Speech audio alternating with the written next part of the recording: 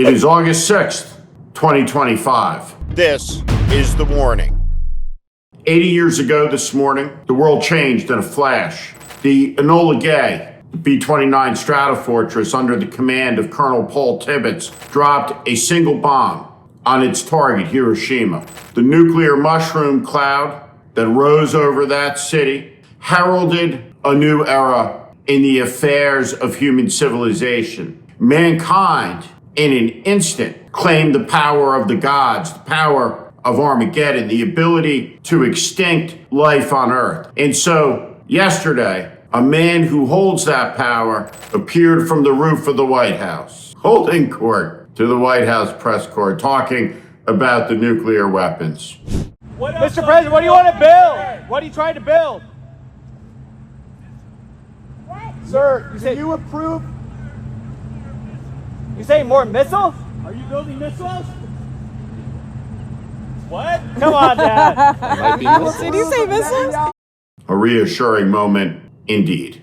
Now, it is 6 months in, and the fruits of the appeasement, Democrats voting, for instance, 6 of them for Kristi Noem to be the Homeland Security Secretary. Here she is touring some concentration camps, being filled by Miller's men, the masked ICE agents, funded to the tune of the 15th largest military in the world. CBS News, ABC News have all capitulated, led by executives who have bended their knee to the leader, have made side deals with him, defenestrated their credibility. Everywhere you look, powerful institutions that are supposed to stand for ideas that are unassailable, ideas that are self-evident, have folded like cheap tents. Here was Chuck Schumer in that famous moment in March when fighting back could have still mattered. This was right after his appeasement that made the next months possible, that have brought us to this moment of misery. I'm going to stand with you in this fight, and we will win. We will win. We will win. We will win. We are not winning, and the American people know that. There is something happening in our country, and it is this. Donald Trump is growing more unpopular by the hour, but more powerful by the minute. And it is this that we must deal with, because that power is being turned on the people in a way that suppresses the people's ability to have a choice, to be free. And we must show defiance against this. And so the fight that has been so poorly led by Washington Democrats under the banner of the Schumercratic leader, Chuck Schumer, those Democrats have set the table for the next stage of the aggression, which is the eradication of the ability of the American voter to stop Trump, who they disapprove of, by taking away their choice, by, in essence, declaring, yes, we still have elections, but we've changed the locus of them. Now, the politicians pick their voters. That's not democracy. That's a Potemkin democracy. It's an autocracy, and no American should be for it. Greg Abbott in the state of Texas is going for it. This is the danger of one-party rule. This is what it looks like. Democrats haven't won a statewide election in Texas in 30 years. And so it has come to be that this malicious, arrogant, corrupt man and his cabal sit there in Austin and have encroached on the liberty of every American by taking away the right of the Democratic Party in the state of Texas even to exist, to eradicate the ability for there to be dissent through computer programs that carve out every Democratic household in a way that makes it impossible to send a Democrat to Congress, for a Democratic voice to be heard.